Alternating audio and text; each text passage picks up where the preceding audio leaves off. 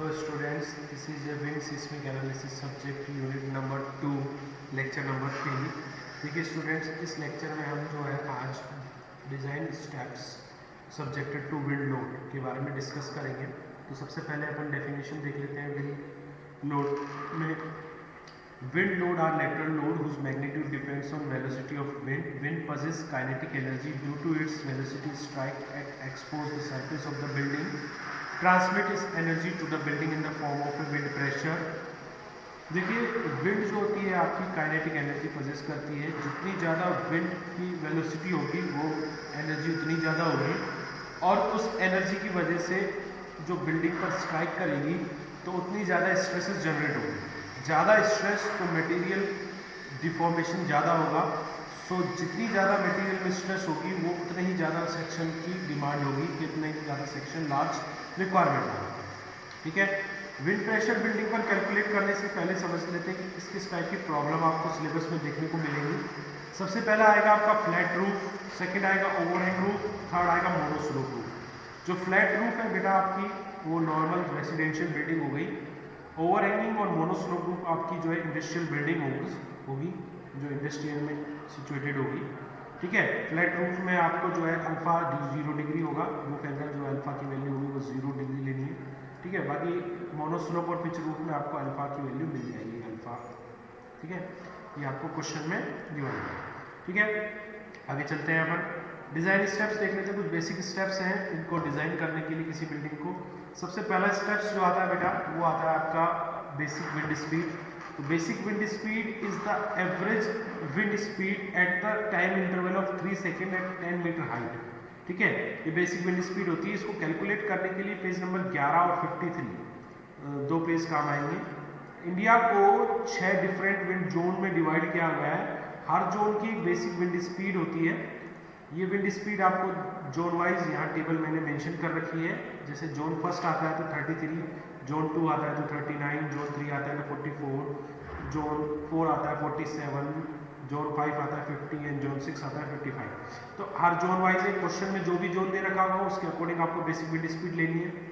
और अगर कई क्वेश्चन में आपको सिटी मेंशन कर रखी होगी तो city wise basic wind speed आपको अपेंडिक्स ए पेज नंबर 53 पर मिल जाएगी। जैसे अगर सपोज करो क्वेश्चन में आपको आगरा दे दिया तो आगरा के लिए आप 47 बेसिक विंड स्पीड देंगे। भोपाल दे दिया तो भोपाल के लिए 39 लेंगे।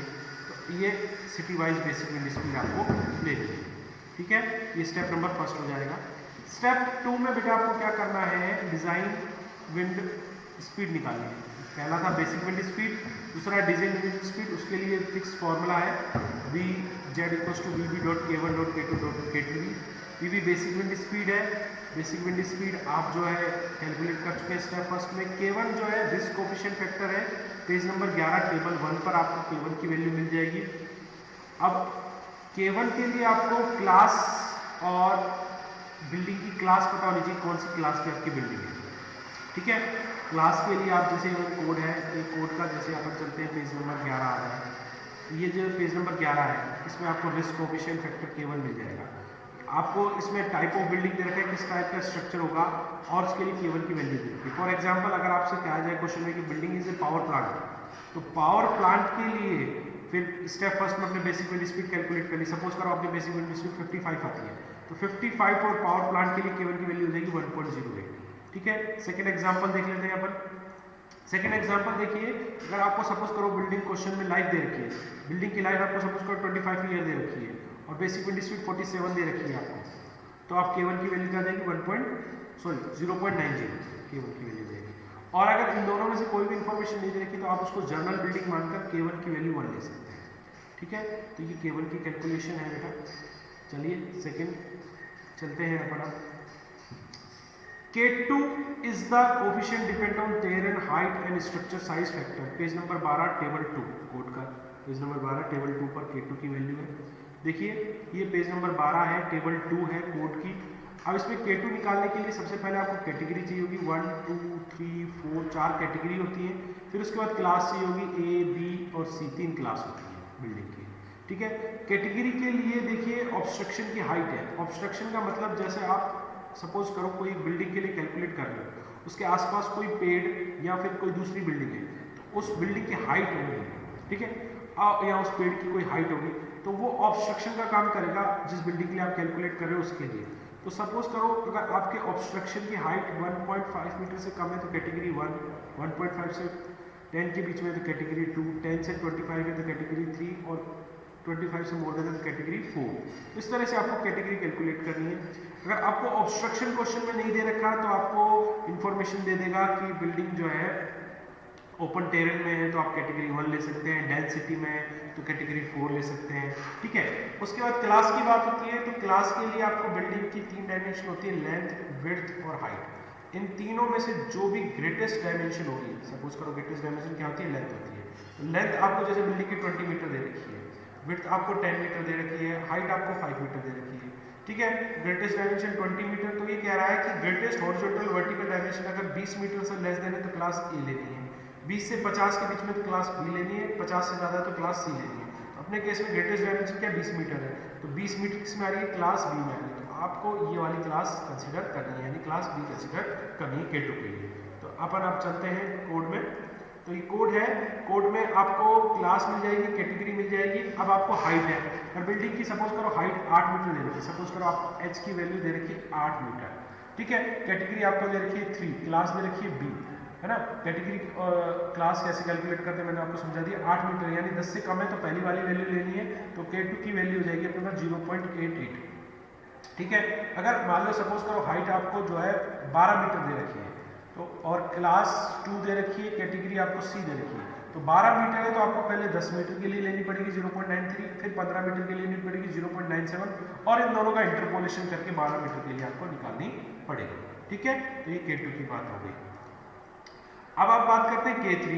K3 is the topographic factor, जो पेज 12 क्लॉज नंबर 5.3 में दे रखा है। टोपोग्राफिक फैक्टर का जो है आप इसे समझ लीजिए कि अगर कोई बिल्डिंग जो है फ्लैट टोपोग्राफी पर है तो उसका जो ग्राउंड स्लोप होगा वो 3 डिग्री से कम होगा। जैसे सपोज करो अलवर, दिल्ली, जयपुर, मुंबई, ऐसे तरह से कोई फ्लैट टोपोग्राफी कर रहा है तो K3 की वैल्यू आपको 1 लेनी है। और अगर आपकी कोई बिल्डिंग है जैसे मोहाली, चंडीगढ़, मोहाली है ना, जम्मू और कश्मीर, ऐसी जगह पर सिचुएटेड है यानी हिली एरियाज में, तो वहाँ पर ग्राउंड स्लोप 3 डिग्री से ज़्यादा होगा, तो वहाँ पर K3 की वैल्यू फिर आपको इस फॉर्मूले से लेनी है 1 + CS, ठीक है। ये आपको K3 हो जाएगा। इस तरह से आप K1, K2, K3 कैलकुलेट करके बेसिक विंड स्पीड से के बाद डिज़ाइन विंड स्पीड कैलकुलेट कर लीजिए। उसके बाद स्टेप नंबर 3 पर आपको कैलकुलेट करना है design wind pressure. Design wind pressure के लिए आपको जो है फॉर्मूला है PZ = 0.6 VZ का स्क्वायर। 0.6 एक यूनिट कन्वर्जन है, जैसे VZ आपका मीटर पर सेकंड में है जबकि PZ की मैंने यहाँ यूनिट लिख रखी है न्यूटन पर मीटर स्क्वायर। तो ये कोड ने कन्वर्ट करके एक फॉर्मूला दे रखा है कि आप PZ निकालने के लिए 0.6 VZ का स्क्वायर कर दीजिए, ठीक है। यहाँ से प्लस PZ आ जाएगा। उसके बाद आपको विंड लोड कैलकुलेट करना है, तो बिल्डिंग को 2 पार्ट में डिवाइड कर लीजिए, वॉल के लिए अलग कैलकुलेट करना है और रूफ के लिए अलग कैलकुलेट करना है। अब आप वॉल के लिए कैलकुलेट करें तो वॉल के लिए फॉर्मूला है, फॉर्मूला क्या कहता है, calculation of design wind force on wall, page number 13 close number ये दे रखा है। फॉर्मूला है F = CPE - CPI × area × PZ। अब ए क्या है, surface area of structural element. देखिए ये कैसे कैलकुलेट होगा, सपोज कीजिए कोई बिल्डिंग है उसका अपन प्लान बनाते हैं, तो ये इसमें 4 वॉल होती है, ये 4 वॉल होती है, ठीक है। तो अपन इनको नाम दे देते हैं, ये वॉल A हो जाएगी, ये वॉल B हो जाएगी, ये वॉल C हो जाएगी, ये वॉल D हो जाएगी, ठीक है। C और D वाले केस में अपन इसको ले लेते हैं विड्थ और इसको A और B साइड वाली को अपन ले लेते हैं लेंथ। तो अगर आपको सरफेस एरिया निकालना है A एंड B के लिए, तो आप A और B के लिए सरफेस एरिया जो लेंगे वो लेंगे लेंथ इनटू में हाइट। हाइट पर ही विंड एक्ट करेगी तो लेंथ इनटू हाइट लेना, हाइट कॉमन रहेगी।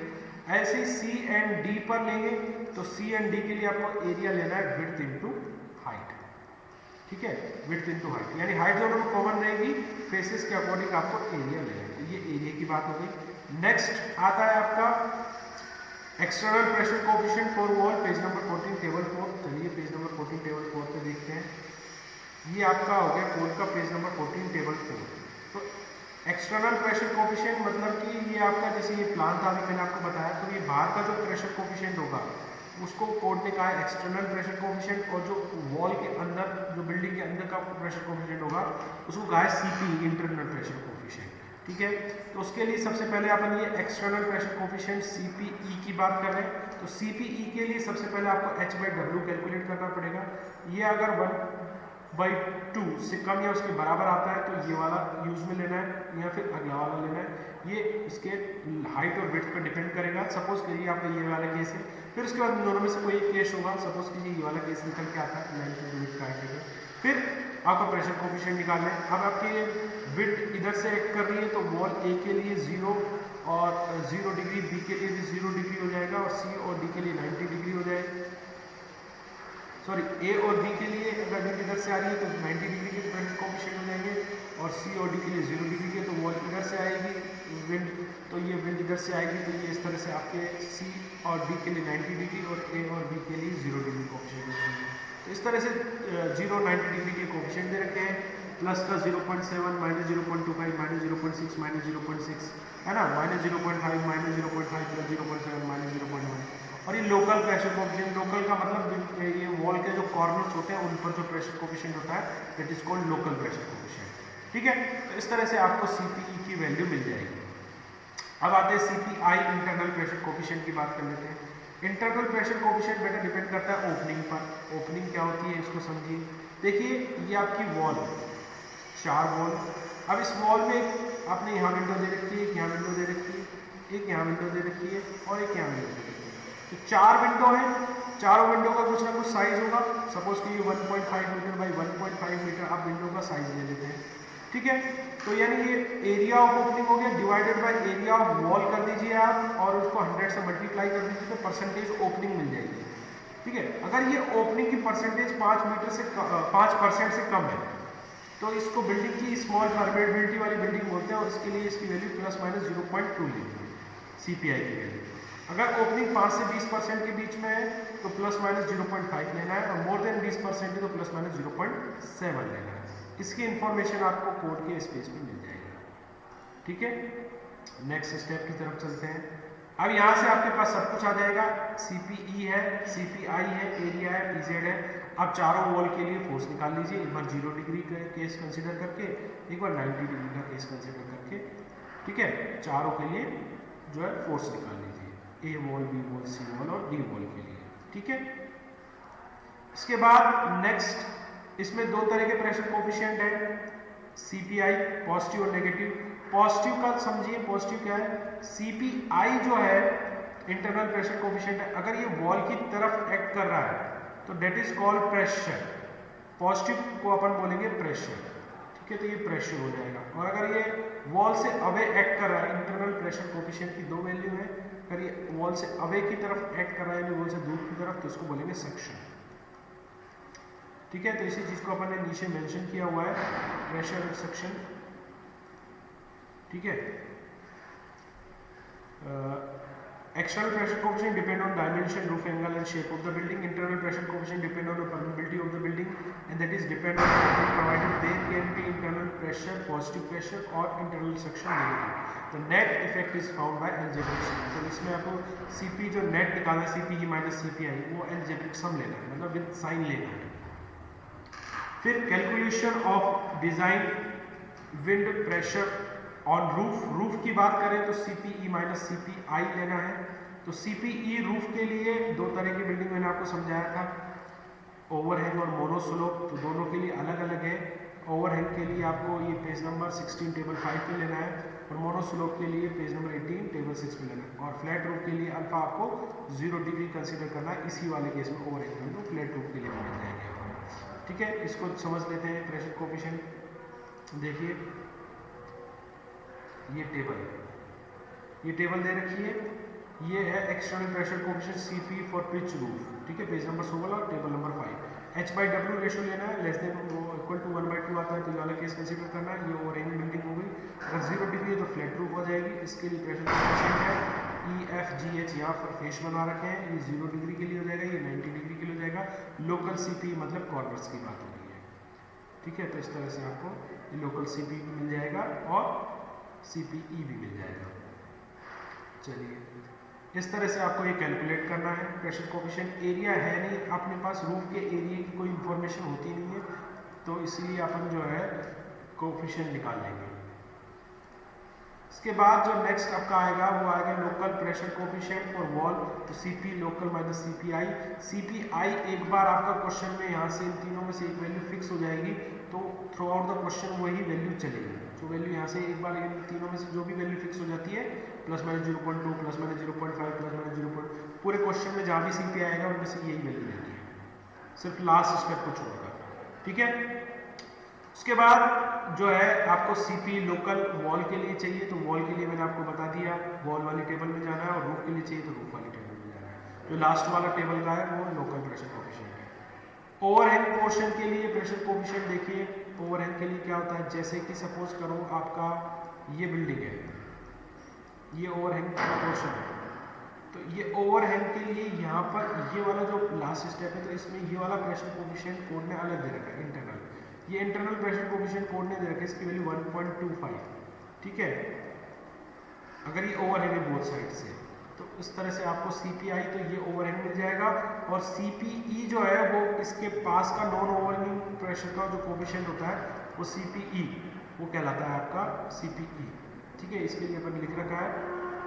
ठीक है, इंटरनल प्रेशर कोफिशिएंट ओवरहैंग के लिए आपको सीपीआई की वैल्यू, मैंने कहा ना लास्ट स्टेप में सीपीआई अलग लेना है, तो यहाँ से सीपीआई अलग आएगा, और सीपीई जो है नॉन ओवरहैंगिंग पोर्शन का जो होगा वही ओवरहैंगिंग पोर्शन के लिए।